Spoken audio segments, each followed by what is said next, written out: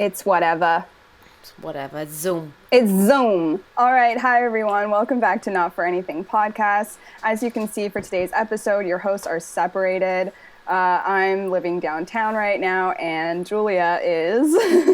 literally 10 minutes down the street, living in another house. So, how are you? The second wave and the pandemic, like the numbers going up, we just thought it'd be better if maybe we take some time apart and see if this would be an easier way to film. It's like less high risk. So we're really sorry about the delay. There's been a lot going on in the last couple of weeks, but we are so happy to be back. And for today's episode, we're going to be doing a spooky paranormal activity, scary stories episode for you all to get you all excited for Halloween. So, Julia, how do you feel about that?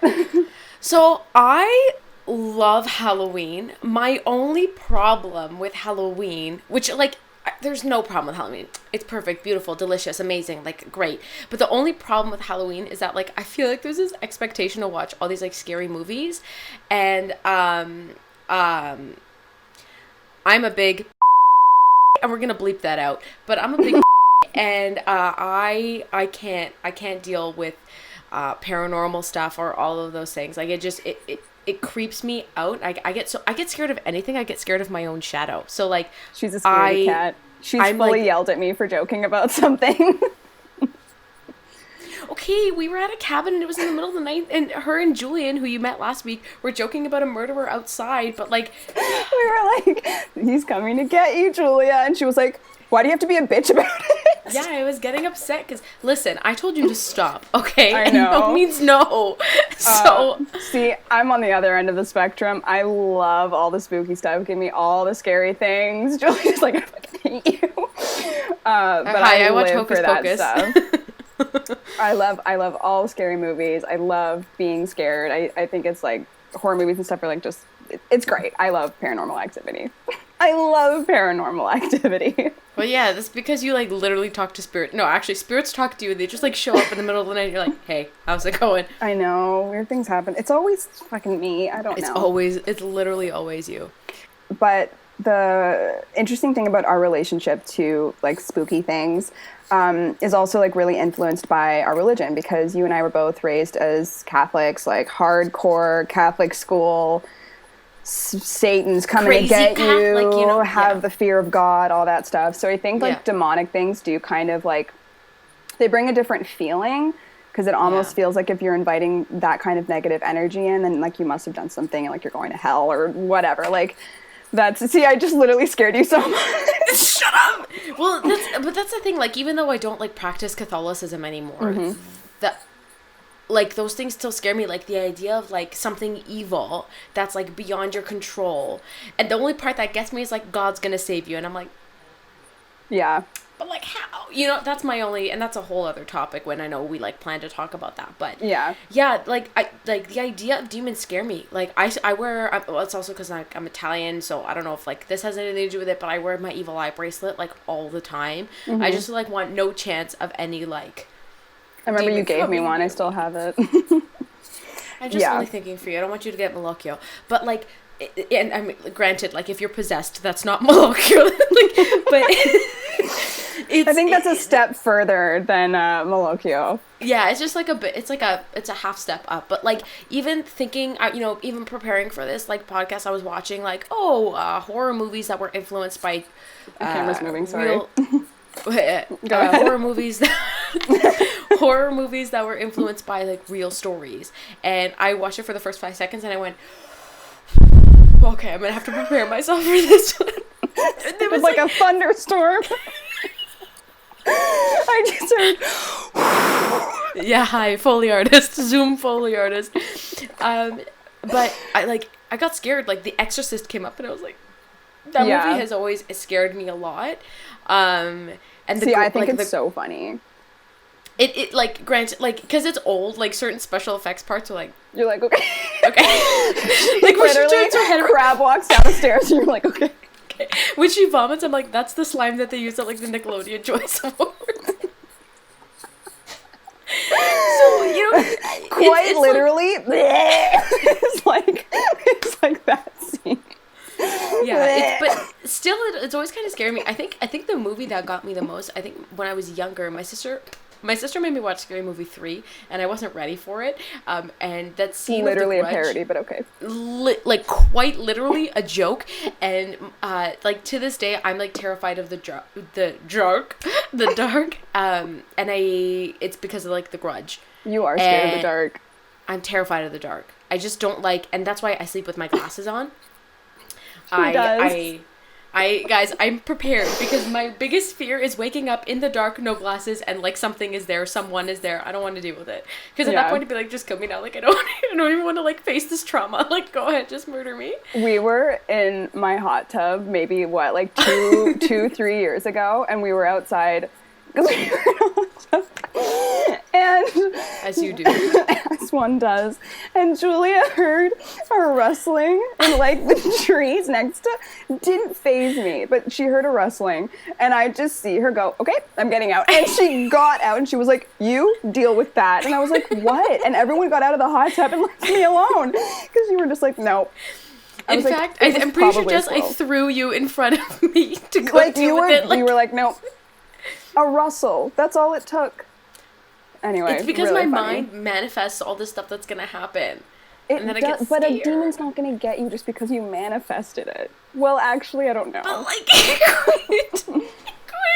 Well, actually, so much don't tonight. know. The exorcist is gonna be in my room. You know those chainmail letters you got when you were 12 and on MSN that said like the if you don't send pastas, this, like a clown's gonna come get you and stab you. Yeah, this girl's gonna be under your bed tonight. I was like, holy fuck, let me send this out. Yeah, that's stuff. And then I'd sleep with my big light on. But yeah, it's funny because I think as much as like you and I like have our issues with Catholicism and Catholic practices and all that, like in your moments of being the biggest, you immediately turn to God. You're like, hey, I need your help everybody right now. I don't like. I mean, I think everybody does because it's when they feel like most desperate. They're like, dude, now's your time to step in. Like, you know, it's like waiting for justice. Not gonna make a political joke, but it's like waiting for like someone to like swoop in and save the day to be like, if you want to like show that you're useful, now's the time to do it. Great time. Yeah, well, so you know that I've struggled with sleep paralysis for years. You struggle with sleep paralysis, not struggled. Oh, okay. I was like, what do you mean? Yeah, it's part of my life. So I'll never forget it because also to people that are listening to this, there has been a bit of a trend where every time I start talking about sleep paralysis, people who've never had it all of a sudden start getting it. I don't know if I'm cursed, but like it's been a thing. Don't worry, I have Icorni up just in case. Like, not to worry. Julia, not everyone's Italian. What does that even mean? It's just like a thing to not get malocchio. Like, have your corny up, have your like hot pepper around you. You're good. Go ahead. Yeah, so I'll never forget. But I was in grade 10, and it was right before I was about to write a science exam. Like my friends and I were studying in the cafeteria, and it was like 2 hours till our exam. And these two girls just started talking about sleep paralysis. Now they had sleep paralysis like the night before or whatever. I had never heard of this in my life. I was like, what are you talking about? And they explained it to me, and it sounded fucking terrifying. So if you don't know, sleep paralysis is basically when you wake up in the middle of the night and your brain is sort of awake and alive, but your body cannot move. Your body thinks that you're still sleeping. And your body it's goes mental illness, baby. It's mental. I was waiting for you to say that. It's mental illness. Dying. It's mental illness. But your body goes into paralysis when you sleep at night so that you don't like sleepwalk. So it's a protective thing for you so that you don't end up on the fucking lawn.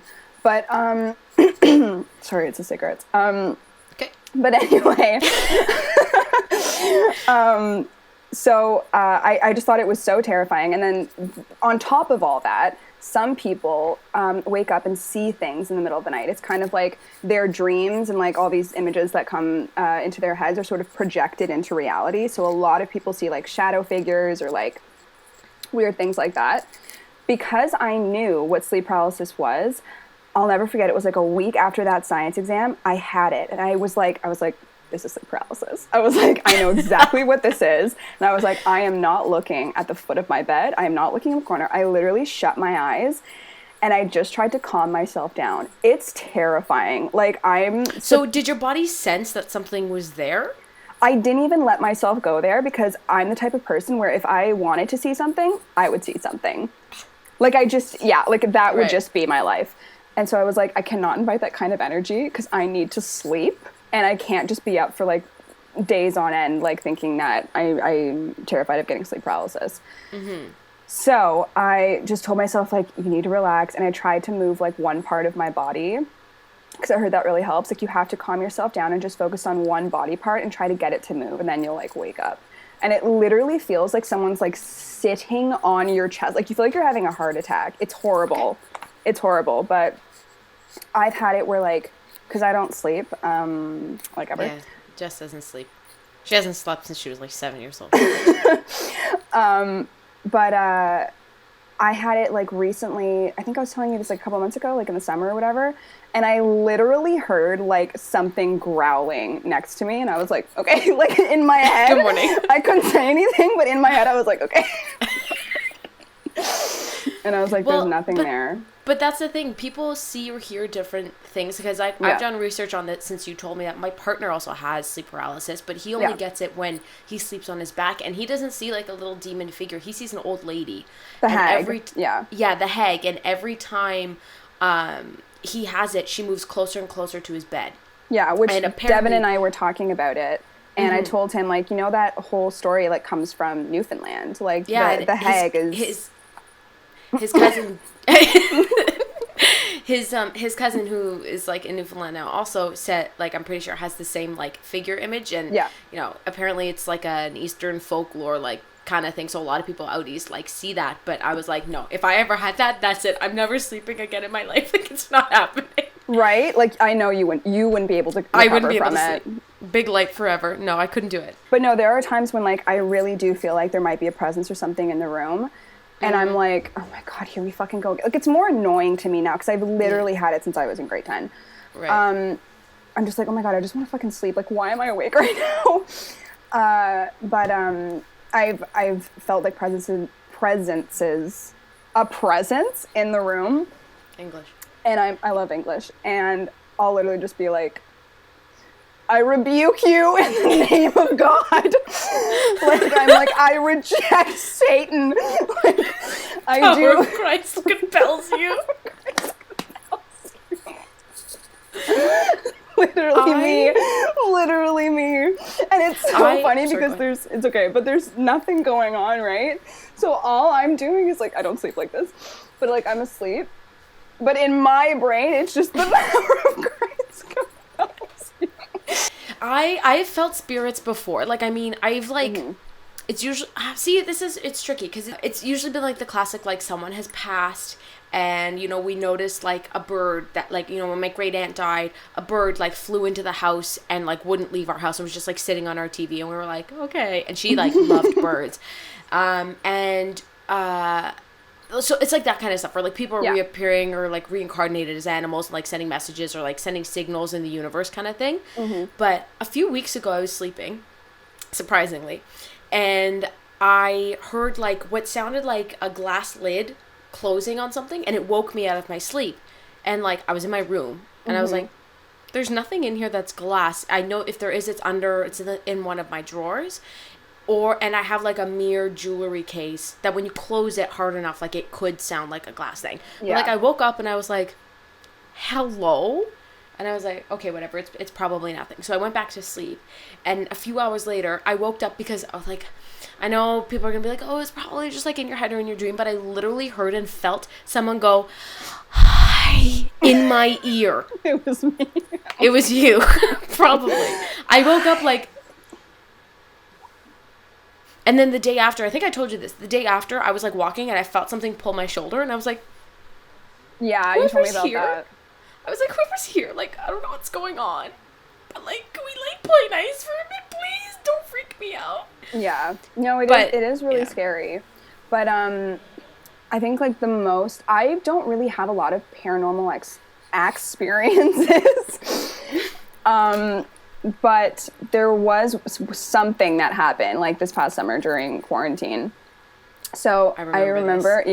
So So I'm in my parents' basement, like this, not now, but when we usually film, like that's where we are in my bedroom. My parents and I were cleaning out the storage room because there's just like a lot of stuff in there like we don't need. I was like, honestly, I can use that space for all my design supplies. Like, let's get it out.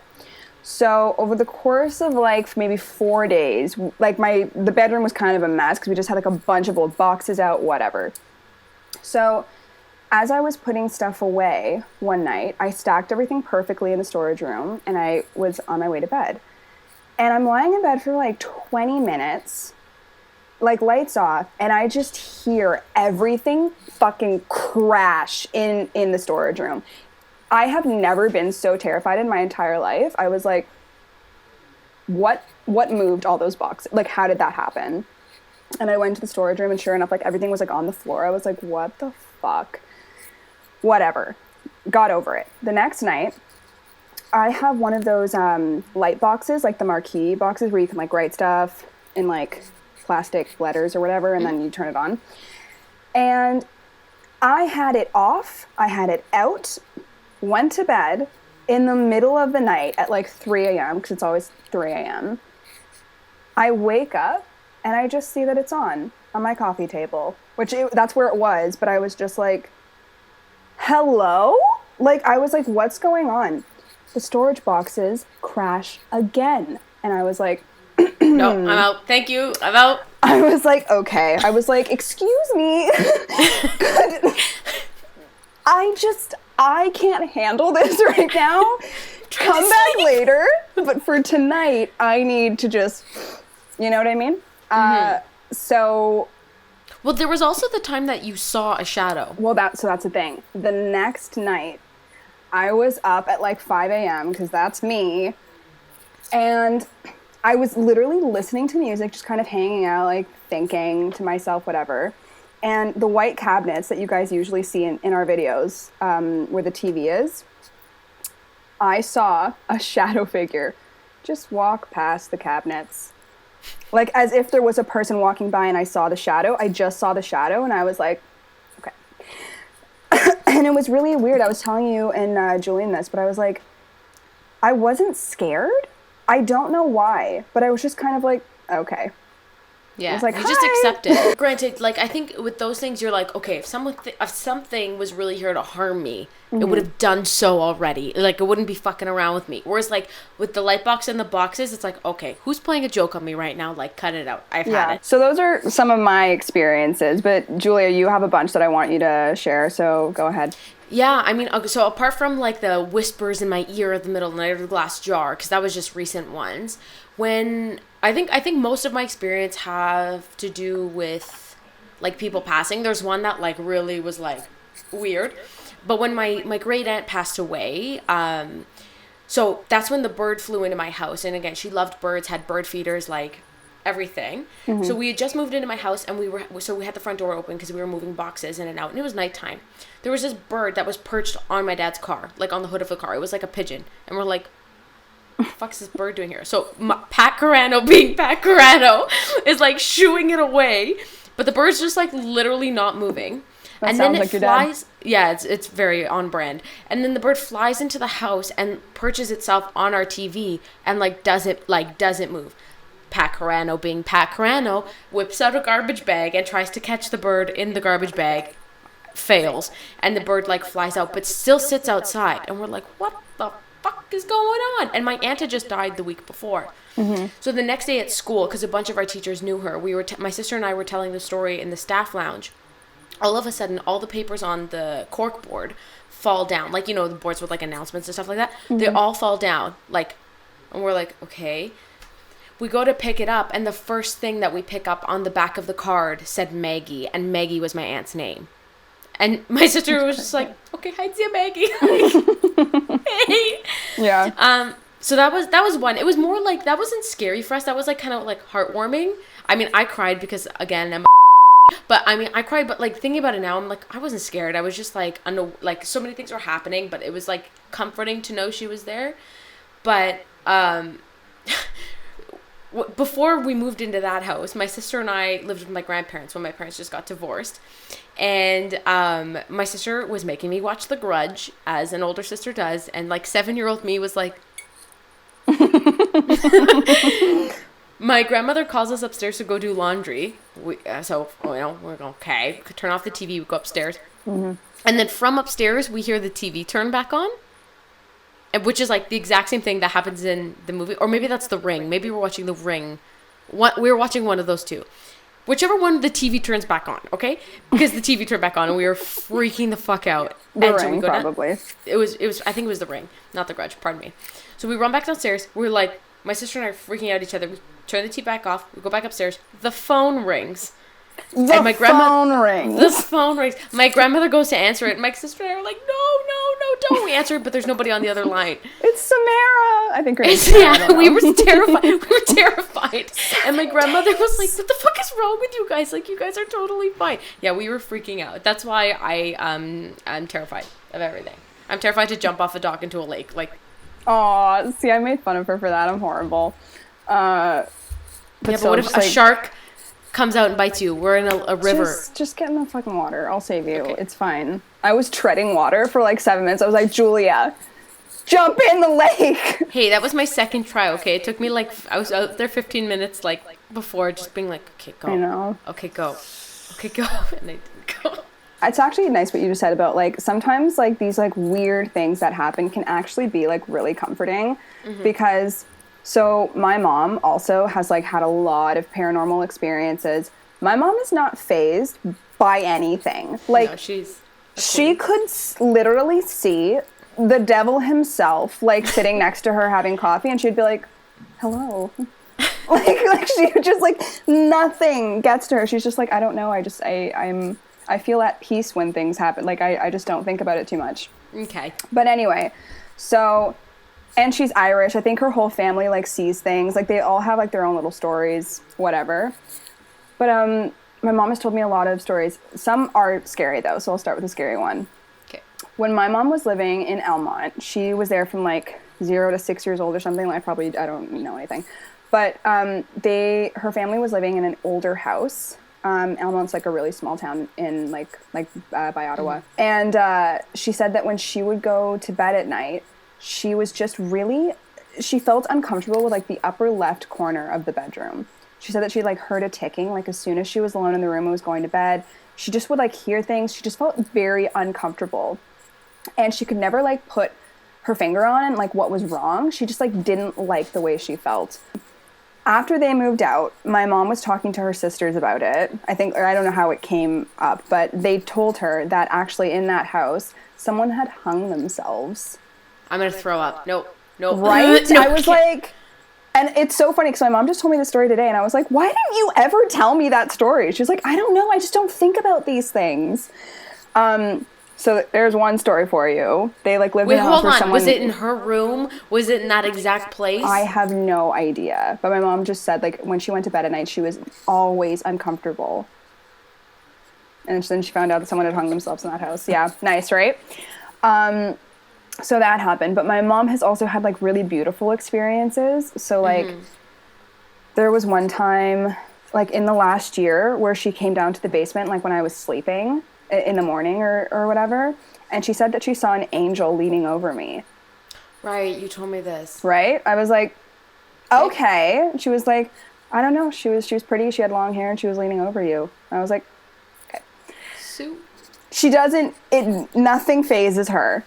The big one is, so when my parents found out that they were going to have to adopt in order to have children, my grandmother, who was my mom's mom, took them to a really special mass where like a relic of Saint Anthony was like being passed around. Like it was a really big Catholic moment. I don't know. But anyway, my mom like looked up, like towards like the altar. She was like looking above the altar, and she swears that she saw Mother Mary, and she was like, okay, and she like leaned over to my dad and was like, look up to the left over there and just tell me what you see. And my dad said that he saw Jesus. They've never told me the story. I only found out the story like in the last year. I was like, how do you just casually see? Okay, whatever. Hi, Jesus. My dad doesn't remember it at all. I asked him, I was like, you saw Jesus? And he's like, I don't know. I was like, what? He's like, she says I did. I guess I did. I don't remember. I'm like, how do you not remember? Okay. But yeah, some of those moments are really comforting. And like, I don't know, like I obviously like believe that like I believe in like an afterlife, and that like once you pass, there's ways to communicate to your loved ones. And like, okay, so you guys know how I love Oprah. I was reading an Oprah article preparing for this, about one of Oprah's friends, I guess, who's a medium, like wrote about like how others communicate to you.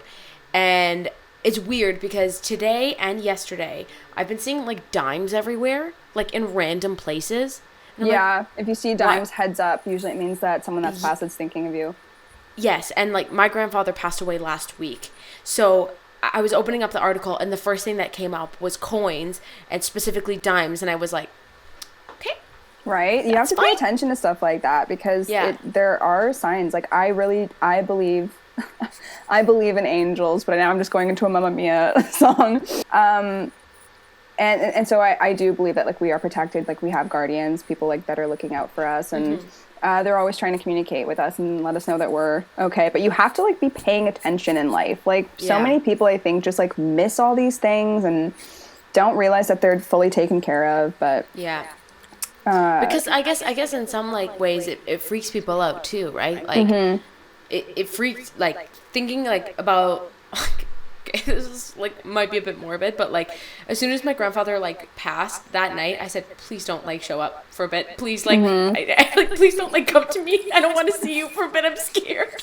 Do you remember me asking you, like, I know this is like really dark, but if I ever pass, do you want me to communicate with you? And you were like, no thank you. No, and I was like, okay. I don't want to see you, don't fucking, but I know you because you're an asshole and you're gonna do it anyways. You're gonna be at the foot of my bed, be like, I would not do that. I would communicate with you like through music or something. Like if you were in the car alone, I'd put on like The Only Exception and just be like, from beyond the grave. Or you'd put on Right Hand from Beyond the Grave and be like, I love hi Drake, school. Sponsor us.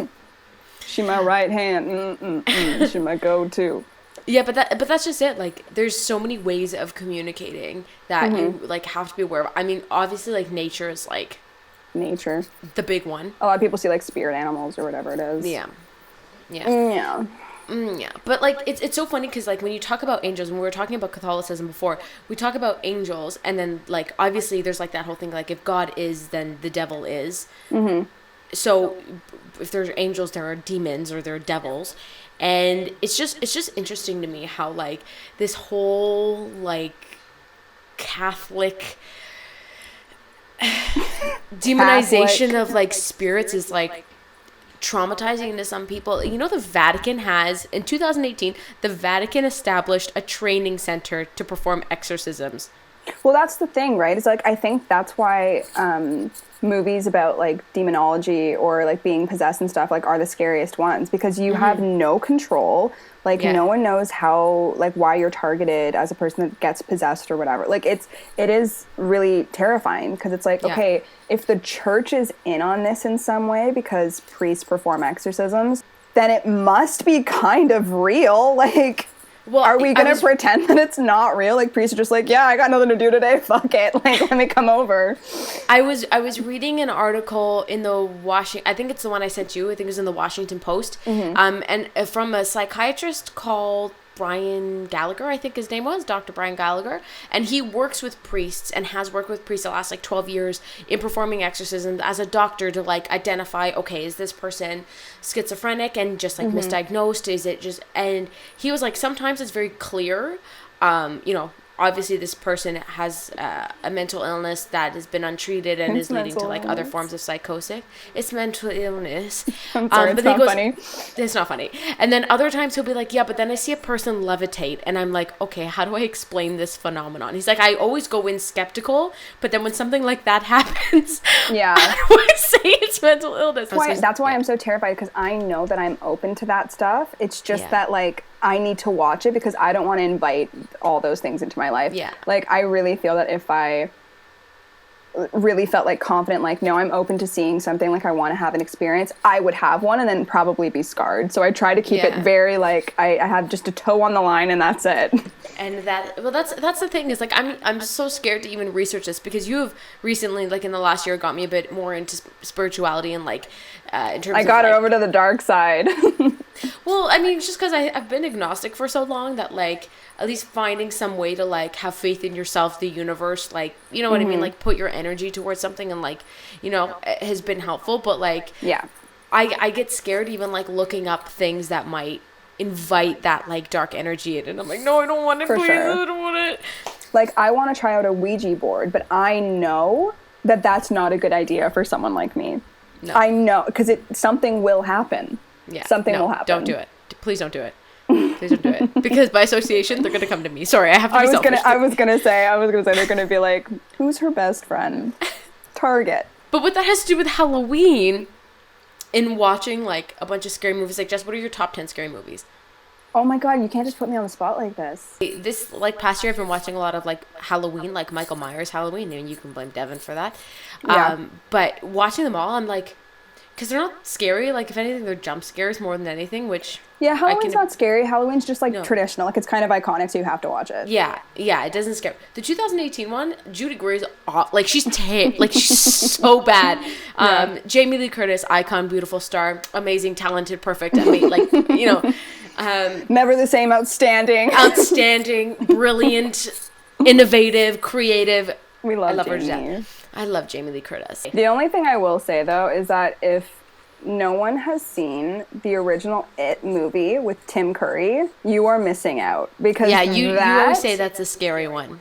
Like, the It remake it's sort of beautiful, and it's like, I like what they did, I know what they were doing and whatever. I might get crucified for this, but I'm sorry. Pennywise, horrible portrayal. Horrible, not scary. Why are you dancing? Just, we laughed in the movie theater. We were watching it and laughing because, why are you dancing? Why are you dancing? But just, like, not scary. Like, I just don't even know what to say about that. Yeah. And it was eerie. Like, at times it was eerie, but I'm like, I'm not scared of you. I think it's because it was so unrealistic. Tim Curry looks like it could be, like, an actual murderer in the street kind of thing. Yeah. I buy that more than, like, the prosthetics and the whole thing. You know what I mean? Well, and it's like, but the costume always, like, it looked ridiculous too. And, like, I don't even know. Yeah. But I think it's because, like, a lot of, like, Stephen King's stuff isn't supposed to, it's more, like, psychological, and it's more about, like, an actual story being told than, like, us just, like, this is scary, we want you to be scared. Yeah. But still, I wanted Pennywise to be scary. I'm not over, I don't think I'll ever be over it. I was like, I want this movie to scare me, and it totally didn't. I cried. I cried at the end of it, too. I was like, fucking I Bill Hader. Like, I was, like, weeping. Why did it have to be Bill Hader? Like, it could be any other actor. It had to be Bill Hader. I was gonna say, I remember, like, again, in the theaters with you, the only thing we were jumping at were, like, jump scares. Were we in the oh my God, we were. We were. Hi, remember me, your wife? No, moves out, forgets about me. It's because, okay. We were in the theater, like, jumping and then laughing. Like, we're like, oh my God, that was so stupid. Do you remember, though, at the end of the movie, you and I were like, are you just glad that, like, no one came in dressed as Pennywise and shot up the theater? You and I were both thinking the whole time, because we had, like, an aisle seat. Like, we were, like, exposed. We were if a murderer close came, to the front. We were dead. But you know what? Okay, so, again, a reason, like, number 187, why I'm scared of everything. Yeah. I can't go see, like, an action movie or, like, something where... I don't know. Those movies, I feel like, trigger me. Like, it started when I went to go see Suicide Squad. I, like, would freak, like, halfway through the movie, I was like, if someone came in to shoot up the theater, nobody would see them because there's so many flashing lights and, like, special effects happening that, like, you wouldn't notice somebody walking in. Do you remember when we were on the subway and it was just the two of us and someone was dressed as the Joker? Yes. And you and I were like, we're dying today. We gotta get off the train. We were like, we're dying today. Yeah. That's the last thing I needed is a psychopath dressed as the Joker to, like, blow up the train. I was like, I just need to get a costume downtown. Like, I really don't need this. I still have a picture of you just, like, with him in the background because we got on, the doors closed, it was just us in the train, and we were like, well, it was nice knowing you because we thought we were dying. But it's so funny because I texted my brother-in-law afterwards telling what happened, and his family owns a comic book store, and he said, no, that was guaranteed probably the guy we hired for the day. the Yeah. Joker. And I was like, But who it was- wouldn't get changed? But it was scary. He was just sitting there and like, I don't even... Yeah, he was alone. He had like no phone, like no music. And he was just sitting. He was sitting there like this. We were like, this is how we die. And I knew it. I was like, that makes sense for me. That's how I would go. But yeah, it was really funny because we got through that whole movie seeing it. And then at the very end, we both just like revealed to each other that the whole time we thought we were going to like end up But being how shot or sad is something. that? How sad is that? That's an actual fear. I know. It's fucked up. It's really fucked up. It could be worse. Like, can I say this? I don't know. We could be living in the U.S. Like, I feel like I would have that fear more if I lived there. No, it's fair. But just because their gun control laws are different and ours are like a bit more extensive. Yeah. But still. So we're going to end off here with one last spooky story that happened to us. Another one. It wasn't even spooky, but go ahead. It was spooky, okay? If you were inside the cabin, it was spooky. If you were my heart beating out of my chest, it was spooky. We'll start with Jess's outside, but this happened to us at a cabin. We were like freaking out. Okay, yeah. So a friend of mine and I were outside. Everyone had gone in for the night. We were still kind of hanging around the campfire, hanging out. It was great, listening to music. And we were facing this way, right? But the forest was behind us. So we were listening to music and my friend just went, hang on, stop the music for a second. I think I hear something. I paused the music and we just hear this like stalking, like these crunching of leaves like coming towards us. And we both knew it was like nonverbal communication. We were like, that is a bear or a large animal. And we just went and like got up and like bolted into the house.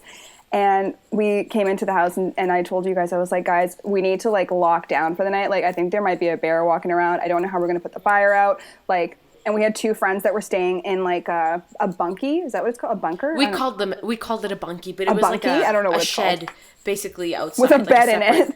Yeah. And I was like, I really don't want you guys like sleeping in there tonight because if something happened, like it was a thing. So anyway, I kind of freaked everybody out because I was freaked out. And But granted, so as they're telling us this, they described it as like, we heard like what sounded like footsteps or like feet walking on grass. Like they didn't say like paws or anything because they said it sounded like the heaviness of a foot. Like they kind of alluded to that. And as they were telling the story, a flashlight went off in the window like from outside. So we were like, there are murderers outside. There are murderers outside. There are murderers outside. How they jumped to that conclusion is beyond me. But I think it's because it was a coincidence of timing. Like, because if the flashlight didn't go off, it made us feel like we were being surrounded from different entrances. Like, there may have been, like, a few people wanting to, like, rob us, kill us. And the cottage wasn't ours. So we were like, the person who owns the cottage could have easily, like, contacted someone. Like, we don't fucking know who these people are. So... yeah. Naturally, I had a panic attack, and Jess was like trying to calm me down and be like, "What are you? I'm scared of an animal. Are you scared of a murderer?" She grabbed a knife. She goes, "I got you. If something happens, I'll just stab him and then we'll go to bed." I grabbed a kitchen knife and we were sharing a room, and I was just like holding her the whole night. I was shaking. Julian put on Shrek 2 so I could like at least fall asleep to something.